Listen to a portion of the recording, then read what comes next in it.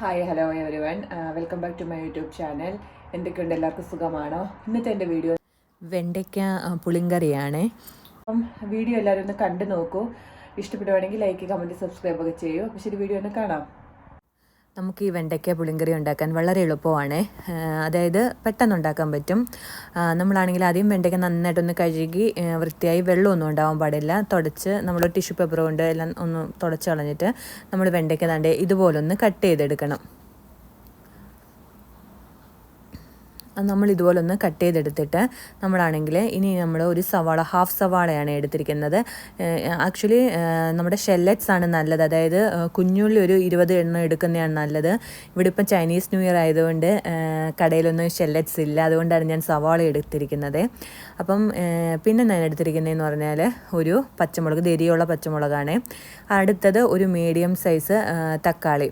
ഈ തക്കാളി ഇതുപോലെ ചെറുതായിട്ടൊന്ന് അരിഞ്ഞു വെക്കണം. അടുത്തത് ഞാനൊരു 5-6 വെളുത്തുള്ളി എടുത്തിട്ടുണ്ട്. വെളുത്തുള്ളി ഇതുപോലെ നന്നായിട്ടൊന്ന് ചെറിയ ചെറിയ കഷ്ണങ്ങളായിട്ട് ഒന്ന് കട്ട് ചെയ്തെടുക്കണം. എന്നിട്ട് നമ്മൾ ഇതെല്ലാം കട്ട് ചെയ്ത ശേഷം നമ്മളൊരു പാൻ അടുപ്പിൽ വെച്ചിട്ട് കുറച്ച് വെജിറ്റബിൾ ഓയിൽ ഒഴിച്ചിട്ട് നമ്മളാണെങ്കിൽ നേരത്തെ കട്ട് ചെയ്ത് വെച്ചിരിക്കുന്ന നമ്മുടെ വെണ്ടയ്ക്ക ഇതിനകത്തോട്ട് ഇട്ടിട്ട് ഒന്ന് ഫ്രൈ ചെയ്തെടുക്കണം. അതായത് അങ്ങ് ഫുള്ള് അങ്ങ് ഒരു ഹാഫ് കുക്ക് വരെ ഒന്ന് ഫ്രൈ ചെയ്തെടുത്താൽ മതി. അതായത് ഒരു മീഡിയം വേവ് ആകുമ്പോൾ നമുക്ക് ഈ വെണ്ടയ്ക്ക ഇങ്ങ് എടുക്കാം. വെണ്ടയ്ക്ക പെട്ടെന്ന് അങ്ങ് കുക്കായി കിട്ടും, അതുകൊണ്ട് ഒത്തിരി സമയമൊന്നും എടുക്കത്തില്ല. എന്നിട്ട് നമ്മളാണെങ്കിൽ ഇതൊരു ഹാഫ് കുക്ക് ആകുമ്പോഴത്തേക്ക് ഇതിൻ്റെ സ്കിന്നിലൊക്കെ കുറച്ച് കളറൊക്കെ ഒന്ന് ചേഞ്ച് ആവാൻ തുടങ്ങുന്ന സമയത്ത് നമുക്ക് ഇതിങ്ങ് പാനിൽ നിന്ന് എടുത്ത് മാറ്റാം. എന്നിട്ട് ബാക്കി വരുന്ന ഓയിലിൽ തന്നെ നമുക്ക് കുറച്ച് മസ്റ്റാർഡ് സീഡ്സും അതുപോലെ തന്നെ നമ്മുടെ ഡ്രൈ ചില്ലിയും പിന്നെ ഇട്ടിട്ട് ഇതൊന്ന് മിക്സ് ചെയ്ത് കൊടുത്തിട്ട്, പിന്നെ നമ്മൾ നേരത്തെ കട്ട് ചെയ്ത് വെച്ചിരിക്കുന്ന നമ്മുടെ ഇൻഗ്രീഡിയൻസ് ഉണ്ടല്ലോ, മുളകും അതുപോലെ ഗാർലിക്കും അതുപോലെ ഉള്ളി, നമ്മുടെ ഇതെല്ലാം ഒന്ന് ഇട്ട് കൊടുത്തിട്ട് ഒരു കുറച്ച്, അതായത് 1 ടീസ്പൂൺ ഉപ്പും കൂടി ഇട്ടിട്ട് ഇത് നന്നായിട്ടൊന്ന് വഴറ്റിയെടുക്കണം. വളരെ എളുപ്പമാണ് ഇതുണ്ടാക്കാൻ, നല്ല ടേസ്റ്റുമാണ്. എല്ലാവരും ഒന്ന് ട്രൈ ചെയ്ത് നോക്കണം. ശരിക്കും പറഞ്ഞാൽ ഇതും തൈരും കൂടെ ചേർത്ത് കഴിക്കാൻ എനിക്ക് നല്ല ഇഷ്ടപ്പെട്ടിട്ടുണ്ട്. പിന്നെ എല്ലാവരും ഒന്ന് ട്രൈ ചെയ്ത് നോക്കണം. അങ്ങനെ നമ്മുടെ ഉള്ളി വഴണ്ട് വന്നിട്ടുണ്ട്. ഇനി നമ്മളാണെങ്കിൽ നമ്മൾ നേരത്തെ അരിഞ്ഞു വെച്ചിരിക്കുന്ന നമ്മുടെ തക്കാളി ഇതിനകത്തോട്ട് ആഡ് ചെയ്ത് കൊടുത്തിട്ട് തക്കാളി ഇതുപോലെ നന്നായിട്ടൊന്ന് വെന്ത് കിട്ടണം. അടച്ച് വെച്ചിട്ടൊരു 5 മിനിറ്റ്സ് ലോ ഫ്ലെയിമിലിട്ടാൽ മതി. നന്നായിട്ട് കുക്കായി കിട്ടും. എന്നിട്ട് നമ്മൾ 1 ടേബിൾ സ്പൂൺ മുളക് പൊടിയും 1/2 ടേബിൾ സ്പൂൺ മല്ലിപ്പൊടിയും 1 ടീസ്പൂൺ മഞ്ഞൾപ്പൊടിയും കൂടി ഇട്ടിട്ട് ഇതൊന്ന് മിക്സ് ചെയ്ത് കൊടുക്കണം.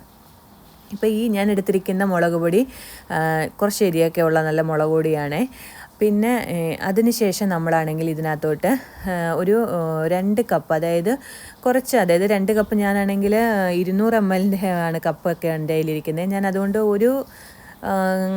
ഒരു വലിയ കപ്പിൻ്റെ 1 കപ്പ് വെള്ളമേ ആക്ച്വലി വരുന്നുള്ളൂ, ഞാൻ അത്രേ എടുത്തിട്ടുള്ളൂ. എന്നിട്ട് ഇതൊന്ന് ഇളക്കി കൊടുക്കണം. അതായത് വെള്ളമൊക്കെ അവരവരുടെ ഇഷ്ടം പോലെയൊക്കെ ചേർക്കാം. ഒത്തിരി വേണമെങ്കിൽ നമ്മൾ ഇൻഗ്രീഡിയൻസും കൂടുതൽ ചേർത്ത് കൊടുക്കണം. എന്നിട്ട് നമ്മളൊരു പുളി പിഴിഞ്ഞ് ഒരു 1/2 കപ്പ് പുളിവെള്ളവും കൂടി ഇതിനകത്തോട്ട് ചേർത്ത് കൊടുക്കുന്നുണ്ട്. അതായത് ഒരു ഗ്ലാസിൻ്റെ പകുതി, കുറച്ച് പുളിവെള്ളമേ ചേർക്കുന്നുള്ളൂ. എന്നിട്ട് നമ്മൾ കുറച്ച് ഫ്രഷ് കറിവേപ്പിലയും കൂടി ഇട്ടിട്ട് നമ്മളാണെങ്കിൽ ഇതൊന്ന് മിക്സ് ചെയ്ത് കൊടുത്തിട്ട് നമ്മൾ കുറച്ച് 1 ടീസ്പൂൺ കായപ്പൊടി ആഡ് ചെയ്യണം.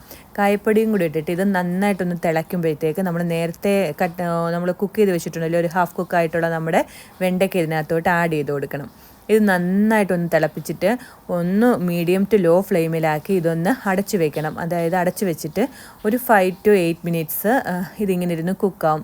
ഇത് വെള്ളം ഒക്കെ, ഈ വെള്ളവും ഇതിൻ്റെ ചാറൊക്കെ അവരവരുടെ ഇഷ്ടം പോലെയാണ്.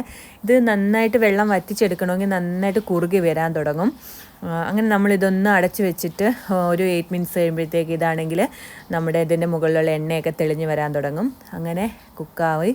അങ്ങനെ എല്ലാവരും ട്രൈ ചെയ്ത് നോക്കുക. അപ്പം thank you so much for watching my videos. Thank you.